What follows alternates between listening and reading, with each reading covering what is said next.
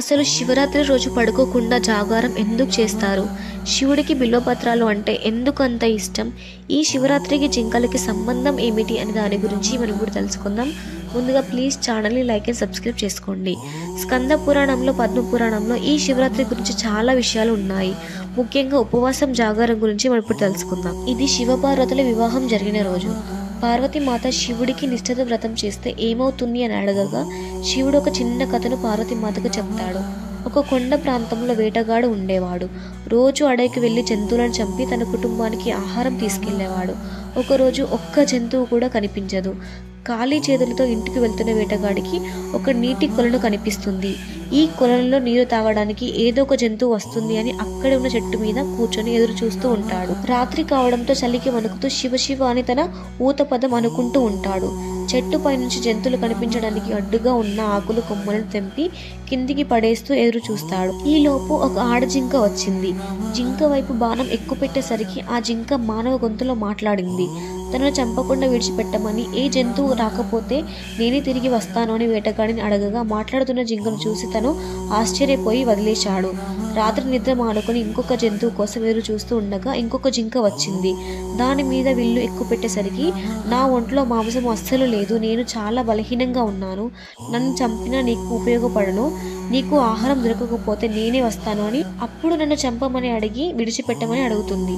మళ్ళీ వేటగాడికి మనసు మారి ఈ జింకను కూడా వదిలేస్తాడు. అర్ధరాత్రి ఆకలితో ఉన్న వేటగాడికి ఇంకో జింక కనిపించింది. దానిని చంపుదామని ప్రయత్నిస్తుండగా ఆ జింక, ఓ స్వామి, నేను గర్భంతో ఉన్నాను, నా ఇంటికి వెళ్ళి ప్రసవించి తిరిగి వస్తాను అని మాట ఇస్తుంది. తల్లి ఆవేదన చూసి తనని కూడా వదిలేస్తాడు. చివరిగా ఒక మగ జింక వచ్చి ఇటువైపు ఆడజింకలు వచ్చాయి అని అడుగుతుంది. వచ్చారు, కానీ మీరు ఎలా మాట్లాడుతున్నారు, ఎవరు మీరంతా అని అడగగా నేను హిరణ్యాక్షుడను, ఇంతకు ముందు వచ్చిన జింక నా భార్య అప్సరస రంభ. శివుడి పూజని మధ్యలో ఆపి రాక్షసుడైన నన్ను పెళ్లి చేసుకుంది.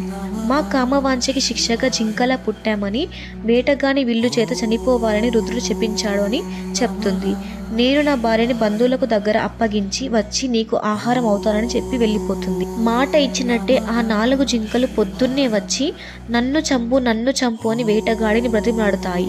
వాటి మంచి గుణం చూసి వేటగాడి మనసు చలించిపోతుంది. ఇచ్చిన మాట కోసం పక్క వారిని బ్రతికించడం కోసం చావుకి సిద్ధమయ్యారు, మీరు వెళ్ళిపోయి సంతోషంగా గడపండి అని చెప్తాడు. అప్పుడు దేవతలు ప్రత్యక్షమై ఆ వేటగాడికి స్వర్గలోక ప్రాప్తి కల్పిస్తూ జింకలను దీవించి మీరు నక్షత్రాల రూపంలో ఇక నుంచి ప్రకాశిస్తారు అని, ఆ నక్షత్రాలను కలిపితే మృగశిర అనే జోడియాక్ సైన్ ఏర్పడుతుందని చెప్తారు.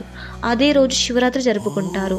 ఆ వేటగాడు ఎందుకు ఇదంతా జరిగిందని అడగగా దేవతలు, నువ్వు కూర్చున్నది మారేడు చెట్టు అంటే బిల్వ ట్రీ, ఆ చెట్టు కింద స్వయంభు శివలింగం వెలిసి మరుగున పడి ఉంది. నీకు తెలియకుండానే రాత్రి అంతా ఏమి తినకుండా శివశివాని పలుకుతూ పడుకోకుండా ఉండి శివుడికి ఇష్టమైన మారేడు ఆకులను లింగంపై పడేటట్టు చేశావు అని శివునిచే చెప్పించబడిన ఆ జింకలకి కూడా నీ దయ వల్ల శాప విమోచనం కలిగింది అని చెప్తారు.